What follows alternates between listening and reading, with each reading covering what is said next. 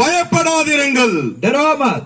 இதோ எல்லா ஜனத்திற்கும் மிகுந்த சந்தோஷத்தை உண்டாக்கும் நற்செய்தியை உங்களுக்கு அறிவிக்கிறேன். ये सारे लोगों का बड़ा आनंद दिलाने वाले एक समाचार को मैं आपको बताता हूँ. ஆம் பிரியமானவர்களே, हाँ मेरे प्रियो, நமக்கு ஒரு நற்செய்தி. हमारे लिए एक सुसमाचार है. நம் பாவங்களிலிருந்து சாபங்களிலிருந்து விடுதலை தருகிற நற்செய்தி. हमारा पाप और श्रापों से हमको छुटकारा दिलाने वाला एक जो सुसमाचार है. 2000 ஆண்டுகளுக்கு முன்பு 2000 साल के पहले மனிதனின் பாவ சாப விடுதலைக்கு வழி இல்லாமல் தவித்த போது मानव जाति का पाप और श्रापों के लिए छुटकारा नहीं मिल रहे थे. வேத வசனம் சொல்லுகிறது, जो परमेश्वर का वचन कहता है, பாவத்தின் சம்பளம் மரணம், पाप का मजदूरी मृत्यु है.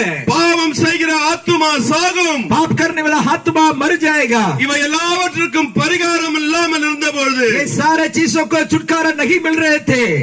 ரத்தம் சிந்துதல் இல்லாமல் பாவத்திற்கு மன்னிப்பு இல்லை. बिना लहू बहाकर पाप की क्षमा नहीं है. பாவத்துக்கு பரிகாரம் ரத்தம் சிந்தப்பட வேண்டும். पाप के लिए छुटकारा दिलाने के लिए लहू बहाना आवश्यकता था. அதுவும் குற்றமில்லாத ரத்தம். वो भी एक निर्दोष लघु है. ஆகவே इसलिए பாவத்திலிருந்து மனித குலத்தை மீட்க, पाप से मानव जाति को छुटकारा दिलाने के लिए கடவுளே இந்த உலகத்தில் வந்து பிறந்தார். जो खुद ईश्वर ने धरती पर आकर पैदा हुआ है, அவர்தான் நாங்கள் பிரசங்கிக்கிற இயேசு கிறிஸ்து. वही हम प्रचार करने वाला प्रभु यीशु मसीह है. தேவன் தம்முடைய ஒரே பேரான குமாரனை விசுவாசிக்கிறவன் எவனோ அவன் கெட்டு போகாமல் நித்திய ஜீவனை அடையும்படிக்கு அவரை தந்தருளி இவ்வளவாய் உலகத்தில் அன்பு கூர்ந்தார். क्योंकि परमेश्वर ने जैसे ऐसा प्रेम किया, अपना इकलौता पुत्र दे दिया, ताकि जो कोई उस पर विश्वास करे वो नाश ना हो परंतु अनंत जीवन पाए. ஆம், அந்த இயேசு கிறிஸ்து எனக்காக, உங்களுக்காக, என் பாவம் மற்றும் உங்கள் பாவங்களுக்காக தன்னையே கல்வாரி சிலுவையில் ஒப்பு கொடுத்தார். वो यीशु मसीह आपके लिए, मेरे लिए, हमारे लिए, आप सभी लोगों के लिए अपना आप को खुद कलवारी क्रूस पर हमारा पापों के लिए बलिदान हुआ था. கடைசி சொட்டு ரத்தத்தையும் நமக்காக சிந்தி மரித்து மீண்டும் 3ஆம் நாள் உயிரோடு எழுந்து பிதாவினிடத்துக்கு ஏறி போனார். जो आखिरी लहू भी हमारे लिए बहाकर उन्होंने फिर कलवारी क्रूस पर उन्होंने मरा है. तीसरा दिन वो जी उठा है और स्वर्ग का राज्य पर वो पहुंच गया है. அந்த இயேசு கிறிஸ்து மீண்டும் அவருடைய பிள்ளைகளை கூட்டி செல்லும்படியாக வர இருக்கிறார். वो यीशु मसीह उन लोगों के ऊपर विश्वास करने वाला को, अपना बच्चों को लेकर जाने के लिए दोबारा आने वाला है. இயேசு கிறிஸ்துவின் ரத்தம் சகல பாவங்களையும் நீக்கி நம்மை சுத்திகரிக்கும். यीशु का लहू सारे पापों से हमको शुद्ध करता है. இயேசுவின் ரத்தத்தின் மூலம் நமக்கு நிம்மதி, சந்தோஷம், பரலோகம் போகக்கூடிய வழி உண்டு.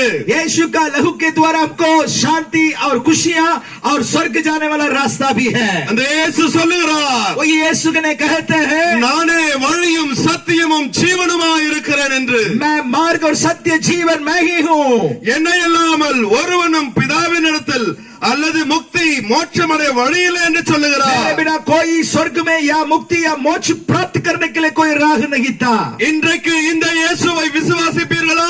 क्या आज इस यीशु मसीह के ऊपर विश्वास करेंगे? क्या இந்த இயேசுவை உங்கள் உள்ளத்தில் இரட்சகராக ஏற்றுக்கொள்ளும் பொழுது इस यीशु को आपका दिल के अंदर उद्धारकर्ता के रूप से ग्रहण करने समय, அவர் உங்களுக்குள் பிறக்கும் பொழுது वो आपका दिल के अंदर पैदा होने समय பாவம், சாபம், வியாதி, போராட்டம் இவற்றிலிருந்து விடுதலை பெற்று மனமகிழ்ச்சி மற்றும் வெற்றியின் வாழ்வு வாழலாம். पाप और श्राप, बीमारी और ये सारे चीजें छुटकारा पाकर जो मन की शांति और विजय का जीवन जी सकते हैं. விட முடியாத குடிப்பழக்கமா?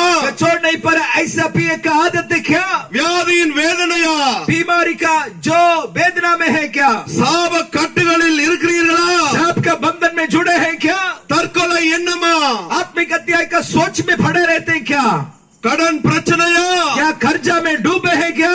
இதோ உங்களுக்கு ஒரு நற்செய்தி. आपके लिए एक सुसमाचार है. ஆண்டவராக இயேசு உங்களுக்கு மெய்யான சமாதானத்தை தருகிறார். प्रभु यीशु मसीह आपके लिए एक सच्चाई, शांति को दिलाता है. ஆண்டவராக இயேசு கிறிஸ்து உங்களுக்கு நிம்மதி தருகிறார். प्रभु यीशु मसीह आपको शांति दिलाता है. ஆண்டவராக இயேசு கிறிஸ்து உங்களுக்கு புது வாழ்வு அளிக்கிறார். प्रभु यीशु यीशु मसीह ने आपको नया जीवन को देने वाला है। அந்த இயேசு கிறிஸ்துவை விசுவாசித்து ஏற்றுக்கொள்ளுங்கள். उस यीशु मसीह के ऊपर विश्वास कीजिए, ग्रहण कीजिएगा। இயேசுவே உங்களை வாழ வைக்கும் தெய்வம். यीशु ही आपको जीवन देने वाला खुदा।